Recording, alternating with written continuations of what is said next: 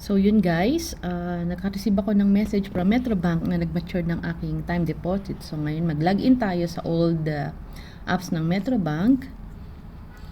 So yun nga po, nag-mature na. Usually 5,000 lang nilalagay ko dyan sa regular savings. So magta-time deposit tayo ulit. Yan, nag-zero na siya. So yun yung May 29 nag-mature. So ngayon open time deposit. Yung 3 dot po doon sa baba.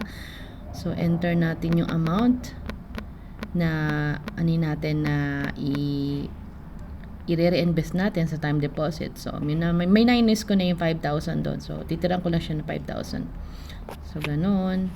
24,690. Imagine guys, so 69 pesos ang tubo after 30 days. So yan, check mo lang yan, then click next. Screenshot ko yan for remembrance yan. So ngayon, click mo rin dyan, submit. Okay, then kailangan niya ng passcode. Yung passcode natin, parang pin code yan eh. Hindi yan yung OTP eh. Passcode yan, na-generate natin. So, yan na. So, yun na po, time dep application. So, yun nga. After mga 1 day yan, 1 banking days, mag-approve na yun. Ma-approve na siya. Then, yun, nagsimula na siyang tumakbo.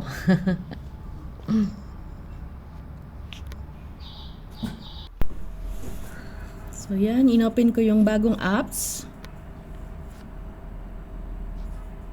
Doon natin pwedeng i-delete yung time deposit na nag-zero na. Kasi sa old app, wala siyang option na i-delete yung old, yung time deposit na nag-mature na.